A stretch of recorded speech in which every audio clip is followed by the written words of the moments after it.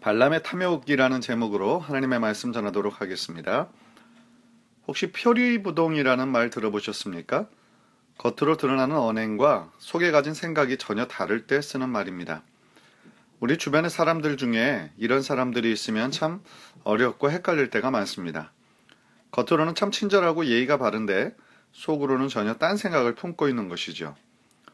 물론 우리 모두에게 이런 면이 아주 조금씩은 있을지 모르겠지만 삶의 전반적인 부분이 그렇다고 한다면 그 사람과는 아마도 더 깊은 인간관계를 갖기가 힘이 들 것입니다. 오늘 본문에 발람이라는 사람이 나옵니다. 이 사람은 참 헷갈리는 사람이에요. 겉으로는 하나님의 신실한 예언자처럼 보이지만 그 실상을 보면 탐욕과 거짓으로 가득 찬 사람입니다. 즉 표리부동한 사람인 것이죠.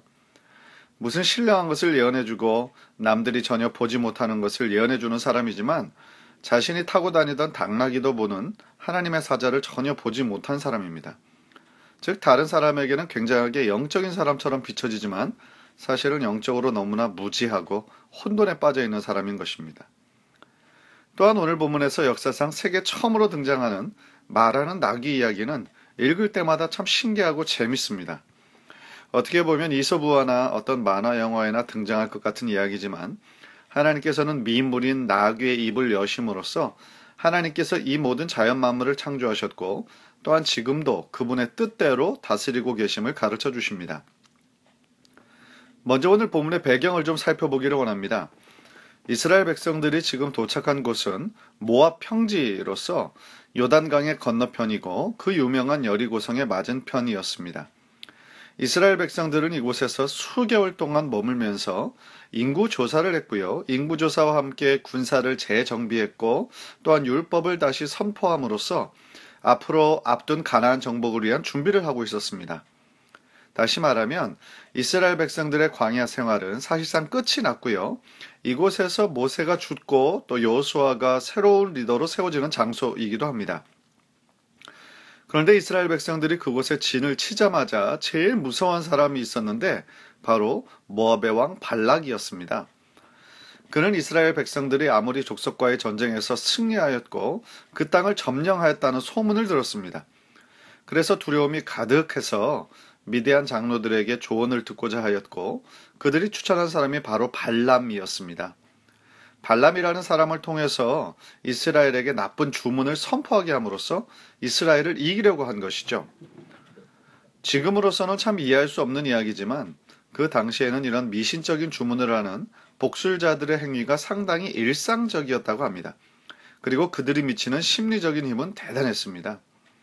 그러니까 오늘 이야기의 발단은 한 나라의 왕이 그 지역의 유명한 복술가를 많은 돈을 주고 불러오게 해서 이스라엘에게 저주를 빌기를 원해서 시작한 사건이 바로 오늘 본문이라고 할 수 있겠습니다.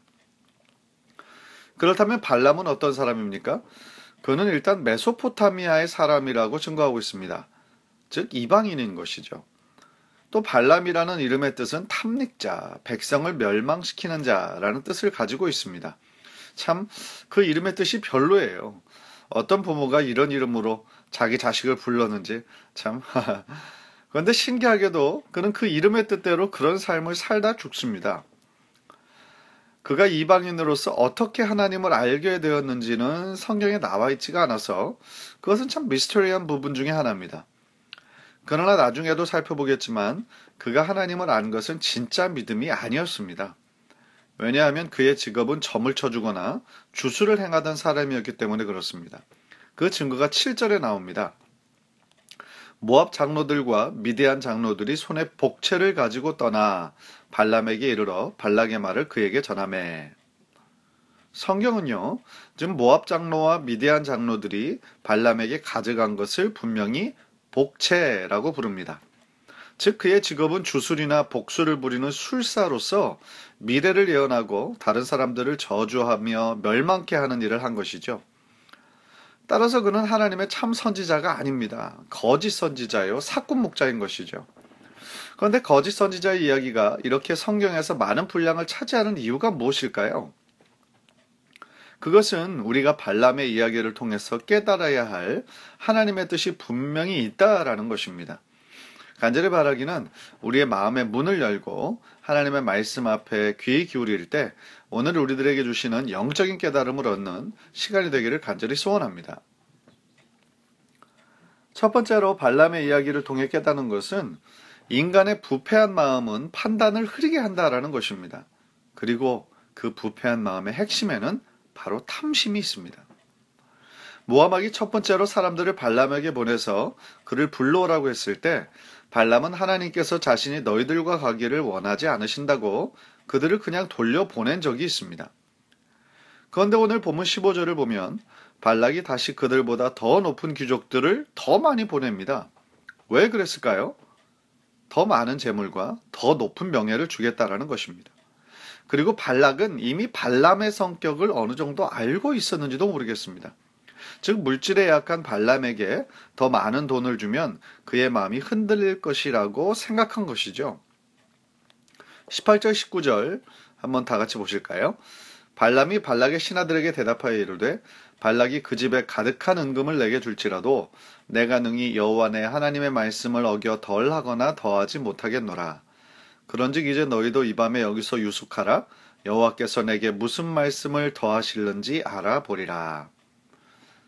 그의 말을 언뜻 보면요.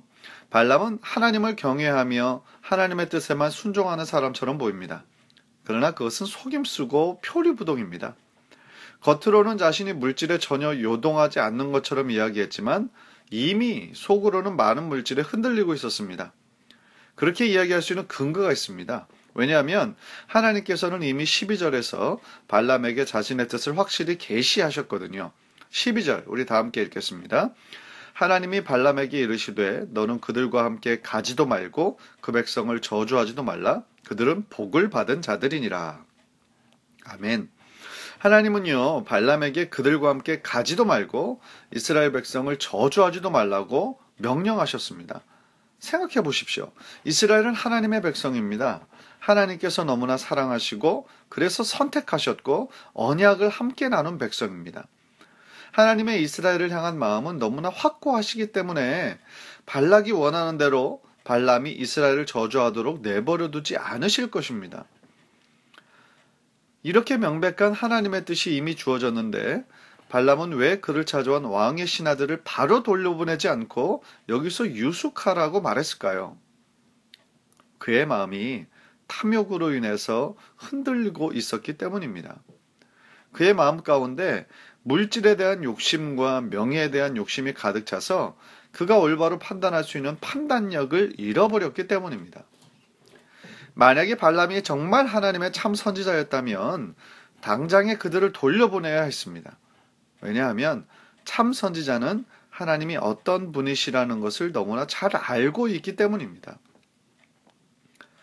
사도 바울은요, 돈을 사랑하는 것이 많은 악의 근원이 된다고 경고한 적이 있습니다. 디모데전서 6장 10절입니다. 돈을 사랑함이 일만하게 뿌리가 되나니 이것을 탐내는 자들은 미혹을 받아 믿음에서 떠나 많은 근심으로써 자기를 찔렀도다. 얼마나 핵심을 찌르는 말씀입니까? 지금 우리가 살아가는 세상을 지배하는 것은 바로 돈입니다. 돈을 많이 버는 것이 인생의 최고의 목표고요. 돈을 조금이라도 더 벌 수 있으면 무슨 일이라도 하겠다고 생각하는 것이 대부분의 세상 사람들이 생각하는 것입니다. 이 세상의 수많은 죄악들, 흉악범죄들을 생각해 보십시오. 다 돈과 연결되어 있습니다. 돈만 되면 전혀 모르는 사람을 납치해서 장기를 팔기도 하고요. 여자들을 잡아서 인신매매를 합니다. 심지어 돈만 많이 주면 다른 사람까지 죽이는 청부살인을 합니다. 정말 악한 세상입니다. 그뿐입니까? 우리가 살아가는 모든 삶의 영역에서 검은 돈이 존재합니다.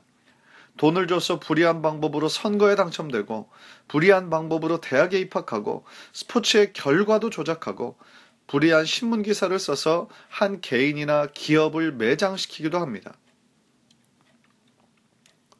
그런데 우리 크리스찬들은 어떻습니까? 우리는 과연 이 사실에서 자유할 수가 있습니까? 물론 돈은 필요하고 우리의 삶을 영위하는 데 있어서 중요한 것입니다. 그러나 돈을 사랑하기 시작하면 거기에서부터 문제가 생깁니다. 바울도 돈 자체를 문제 삼은 것이 아니라 돈을 사랑하는 것을 문제 삼았습니다. 돈을 사랑하게 되면 그것을 탐내게 되고 또 그러다 보니 미혹을 받고 결국은 믿음을 떠나게 된다라는 것입니다. 여러분은 혹시 어떤 것을 대가로 불이하게 돈을 요구하거나 혹은 불이한 돈을 받은 적이 있습니까? 저는 정말 없기를 바랍니다. 그러나 혹시 만약에 예수님 믿기 전에 과거에 그런 일이 있었다고 한다면 하나님 앞에 철저히 회개하기를 바랍니다. 불이한 돈은 우리의 판단을 흐리게 합니다. 우리가 마땅히 보아야 할 것을 보지 못하게 합니다. 무엇보다도 우리가 믿는 하나님은 정의와 공의의 하나님이신 것을 우리는 언제나 기억해야 합니다. 만약에 성도님에게 누군가 돈을 주고 불이한 것을 요구한다면 우리 믿는 크리스찬들은 단호하게 노라고 대답해야 합니다. 혹시 사람은 모르고 그냥 지나칠 수도 있을지 모릅니다. 그러나 하나님은 모든 것을 아십니다. 왜냐하면 우리들의 마음의 중심을 보시기 때문입니다. 또한 어떤 문제에 대해서 하나님의 뜻은 이미 확실하게 정해져 있는데 오늘 본문의 발람처럼 혹시나 하는 마음으로 하나님과 타협하려고 해서도 안 됩니다. 예를 들어서 어떤 분이 자신의 꿈이 너무 좋아서 복권을 산다고 생각해 보십시오. 그래서 복권이 당첨되면 교회에 건축 헌금하겠다는 분이 있어요. 만약에 그런 분이 우리 교회에 계신다면 그분의 마음은 고맙지만 정말 노 땡큐입니다. 더 나아가 어떤 분은 자신이 카지노에 가서 대박이 나면 그것의 일부분을 교회에 헌금하겠다는 황당한 분도 있어요. 대박 나기 전에 쪽박 찹니다. 빨리 그만두셔야 돼요. 인간의 탐심에 대한 예수님의 말씀을 한번 들어보기를 원합니다. 마태복음 6장 24절입니다. 한 사람이 두 주인을 섬기지 못할 것이니 너희가 하나님과 재물을 겸하여 섬기지 못하느니라. 예수님은 분명히 하나님과 재물을 동시에 섬길 수 없다고 말씀하고 계십니다. 물론 우리 성도님 중에 나는 돈을 섬기지 않는다라고 생각할지도 모르겠어요. 그러나 돈과 재물에 탐심이 생기기 시작하는 것은 순식간입니다. 돈, 명예, 권력을 추구하는 것은 모든 인간의 내면에 깊숙하게 내재되어 있는 본능과 같은 것입니다. 따라서 우리가 그것에 대해서 늘 마음을 살피지 않으면 탐심이 어느새 스물스물 올라와서 내 삶의 주인이 되어버립니다. 따라서 우리는 늘 조심하고 또 조심해야 합니다. 하나님은 언제나 우리 성도들에게 그분에 대한 전적인 신뢰와 사랑을 요구하십니다. 왜냐하면 그분은 우리에게 자신의 모든 것과 같은 독생자 예수 그리스도의 목숨을 주셨기 때문입니다. 하나님은 우리를 이처럼 사랑하셨습니다. 그런데 우리는 세상과 하나님을 양다리 걸치고 살아가고 있지는 않습니까? 평상시에는 세상과 돈을 추구하면서도 정말 내가 급할 때만 하나님을 찾는다면 하나님께서 어떤 것이 진짜 너의 마음이냐 라고 묻지 않으실까요?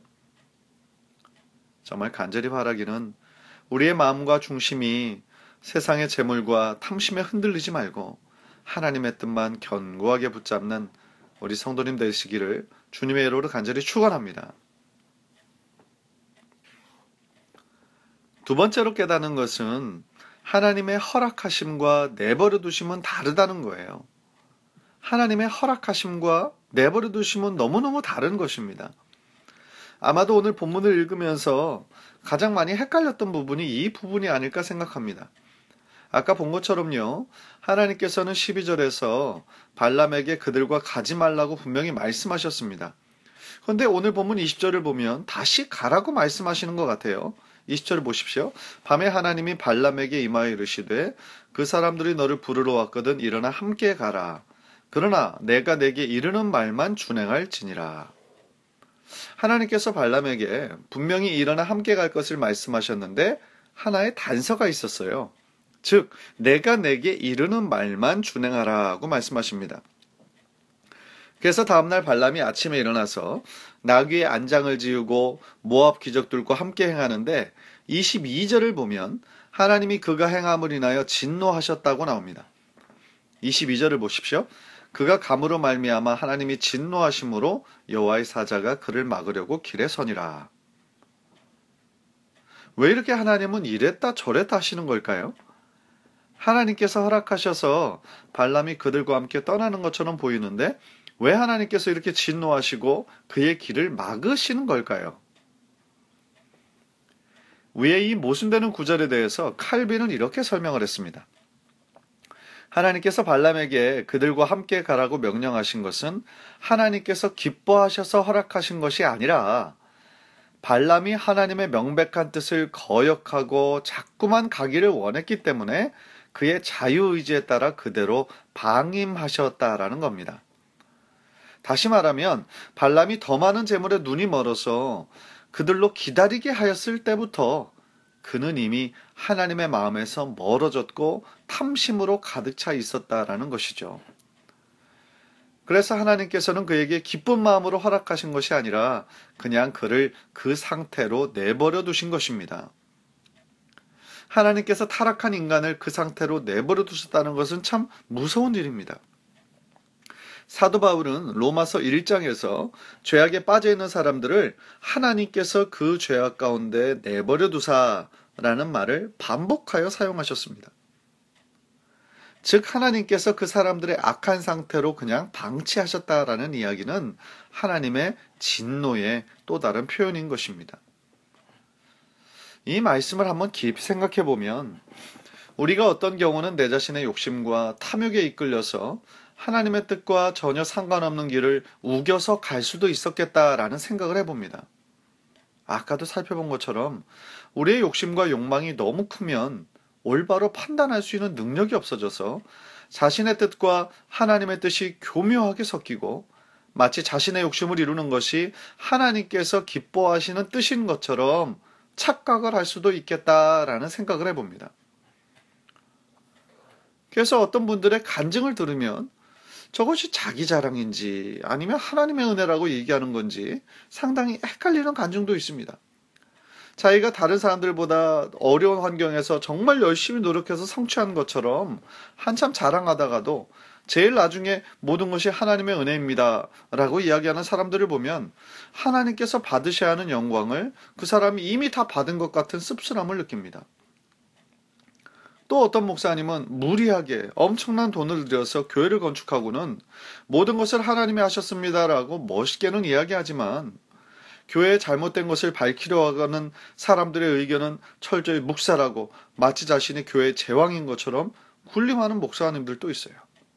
안타까운 일입니다. 따라서 하나님께서 당장에 징계하지 않으신다라고 해서 그것이 하나님께서 허락하신 일인 것처럼 하나님께서 기뻐하신 일인 것처럼 말할 수 없다는 것을 우리는 기억해야 하겠습니다. 왜냐하면 오늘 본문의 발람의 경우처럼 그냥 내버려 두신 것일 수도 있기 때문이에요. 그런 면에서 우리가 하나님의 뜻이 아닌 일을 계획하거나 진행할 때에 하나님께서 채찍질하시고 징계하셔서 우리가 우리의 뜻을 돌이키고 회개하는 것이 오히려 더 큰 은혜일 수 있겠다라는 생각을 해봅니다. 그런 면에서 우리 삶 가운데 때때로 고난과 어려움을 주시는 것은 하나님의 사랑입니다. 왜 그렇습니까? 우리는 끊임없이 우리 자신이 잘난 줄 알고 쉽게 교만해지기 때문입니다. 생각해 보세요. 그때 성도님의 사업이 계속 생각대로 잘 되었어 봐요. 돈 버는 재미에 빠져서 주일 지키는 것이 쉬웠겠습니까? 어떤 분이 그러시더라고요. 아무리 피곤해도 하루 종일 일해서 피곤해도 집에 와서 돈 세보는 것은 하나도 피곤하지 않대요. 여기 동감하는 분들이 많이 계시네요. 그게 돈이 주는 매력이고 돈이 주는 힘인 것이죠. 또 어떤 엽기적인 와이프는 이렇게도 얘기하더라고요. 남편에게 돈 많이 벌어서 나 그 돈다발로 따귀 좀 때려줘. 그런 엽기적인 사람도 있더라고요. 참 재밌는 얘기죠. 때로는 잘 되는 사업을 안 되게 막은 것이 하나님의 은혜입니다. 혹은 가정의 불협화음으로 혹은 자녀 교육의 실패로 신분의 문제로 어떤 종류의 실패를 경험했든지 간에 그 아픔의 시간들을 통해서 우리들 인간의 존재의 연약함을 뼈저리게 깨닫게 되고 그때 우리들의 세상만을 바라보던 눈이 하늘로 향하여 하나님을 바라본 것이 다 하나님의 계획이었고 하나님의 변장된 축복이었다라는 것입니다. 다시 발람의 이야기로 돌아가 보죠. 돈과 명예에 대한 탐욕으로 영적인 눈이 완전히 가리워져 있던 발람이 하나님의 뜻을 모르고 계속 가려고 했을 때에 여호와의 사자가 칼을 들고 서 있는 것을 나귀는 보았지만 발람은 보지 못했어요. 얼마나 아이러니한 상황입니까? 자신은 너무나 영적인 선지자라고 생각하는 발람인데 그는 보지 못하고 자신의 나귀는 보았으니까 말이죠. 나귀가 여호와의 사자를 3번 피해서 발람이 겨우 목숨을 부지할 수는 있었지만 발람이 계속하여 나귀를 때리다가 나귀가 갑자기 입을 열어서 자신에게 책망할 때 얼마나 놀랐을까요? 31절을 다 같이 읽겠습니다. 그때 여호와께서 발람의 눈을 밝히심에 여호와의 사자가 손에 칼을 빼들고 길에 선 것을 그가 보고 머리를 숙이고 엎드리니. 우리는 이 구절에서 하나님께서 영적인 눈을 밝히지 않으시면 우리는 다 눈은 뜨고 있으나 영적인 소경이라는 것을 깨달아요. 내가 보고 싶은 것만을 보는 것은 신앙이 아니에요. 하나님께서 나에게 보기를 원하시는 것을 보는 것, 그게 참된 신앙이죠. 여호와의 사자를 직접 보고서야 발람은 자신이 범죄하였음을 깨닫습니다. 그리고 당신이 이를 기뻐하지 않으시면 자신은 돌아가겠다라고 말합니다. 그때 하나님의 사자는 발람에게 다시 그 사람들과 함께 가고 내가 네게 이르는 말만 하라고 보냅니다. 결국 하나님께서 탐욕에 빠져있는 그를 다시 보낸 것은 모압 왕과 모압의 사람들에게 이스라엘을 향한 하나님의 사랑이 얼마나 큰 것인지를 뚜렷하게 알리기 위해서 그를 도구로 사용하신 것입니다. 하나님께서 그를 도구로 사용하셨다라고 해서 발람의 죄를 완전히 용서하셨다라는 뜻은 아닙니다. 단지 그를 이스라엘을 향한 하나님의 선한 뜻을 드러내시기 위한 도구로 잠깐 사용한 것에 불과해요. 결론적으로 발람은 어떻게 되는지 아십니까? 그의 탐욕과 또한 발락의 동조함으로써 이스라엘을 성적으로 타락하게 하죠. 그래서 미디안의 왕이 죽을 때 함께 죽임을 당합니다. 31장 8절에 나와 있죠. 그 죽인 자 외에 미디안의 5왕을 죽였으니 미디안의 왕들은 에위와 레겜과 수르와 후르와 레바이며 또 부올의 아들 발람을 칼로 죽였더라. 사랑하는 성도님들, 하나님께서 사용하신 것이 중요한 것이 아니고요. 어떻게 쓰임받는 것이 중요한 것입니다. 하나님께서는 모세를 훈련시키기 위해서 바로왕을 사용하셨죠. 또한 하나님께서는 야곱을 연단시키기 위해서 라반을 사용하셨어요. 저는 정말 우리 성도님들이요, 바로왕이나 라반이나 오늘 본문의 발람처럼 쓰임받지 말고 하나님의 사람 아브라함처럼 모세처럼 요셉처럼 다니엘처럼 그렇게 쓰임받는 귀한 성도님들이 되기를 바랍니다. 말씀을 마무리하려고 합니다. 우리가 살아가는 세상은 너무나 많은 유혹들이 있습니다. 육신에게 속한 육신의 정욕들, 안목의 정욕, 이생의 자랑, 얼마나 많은지 몰라요. 사실 우리들의 힘만으로는 그러한 유혹들에 싸워서 이기기가 쉽지 않습니다. 그렇기 때문에 하나님께서는 우리의 연약함을 아시고 우리에게 하나님의 영인 성령님을 보내주셔서 우리를 돕도록 하셨어요. 정말 간절히 바라기는 우리 안에 계신 성령의 능력을 매일같이, 아니 매 순간 힘입어서 세상의 유혹과 싸워 이길 뿐만 아니라 하나님께서 언제나 기뻐하시는 삶을 사시는 우리 귀한 성도님들 모두 되시기를 주님의 이름으로 간절히 축원합니다. 우리 다 함께 기도하시겠습니다.